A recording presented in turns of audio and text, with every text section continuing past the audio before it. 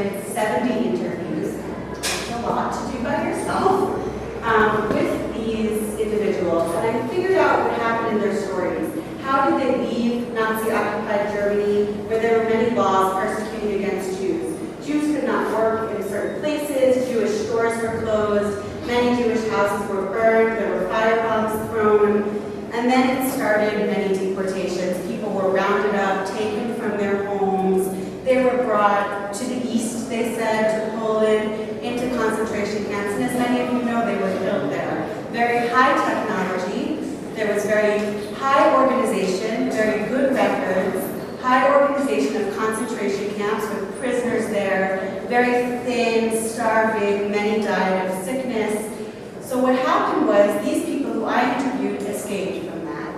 They escaped through the route, through Germany, through Belgium, through France, and into Switzerland, which was a free zone. The Nazis did not occupy Switzerland.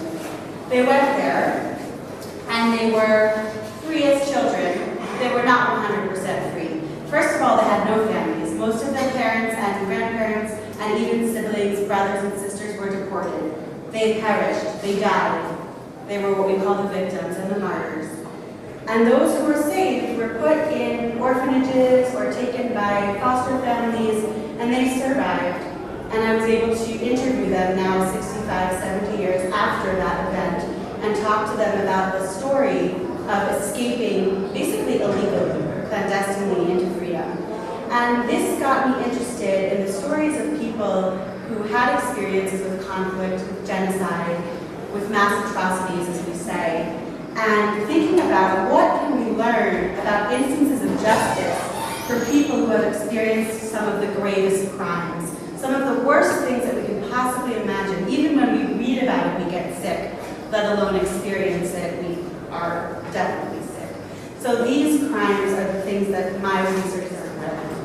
About 2 years ago, I was hired as associate at the Kigali Genocide Memorial to start working with the archival team of collecting stories and helping with develop the archive into a place of memory. And if the violence has to stop before justice can be done, right? It's like when I think of the Arusha Accord and like how the RPF and the Iran regime got together to talk about a ceasefire, and killings were still happening on the ground. You know, it wasn't the right time to talk about a ceasefire when massacres were still happening. It's a little bizarre. So I think that really there needs to be a cessation of the violence before you can move into a period of justice. But it is something I would encourage you to think about. I mean, you guys are all the future lawyers of this country, so you should be thinking about something good, you know? Thank you. Challenge you back. I think it's interesting because the TRC in South Africa was considered very successful, and now, many years later, there are considered issues with it as a body itself. I think that the TRC cannot undo the structural violence, the structural inequalities that are in the South African community. I think they can undo the physical violence. I think they can undo some of the inequalities.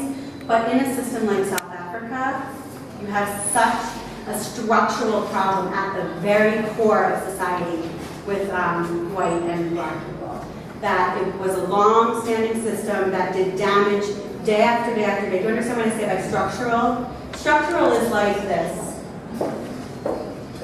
Structural violence is like this. Let me show you what it's like.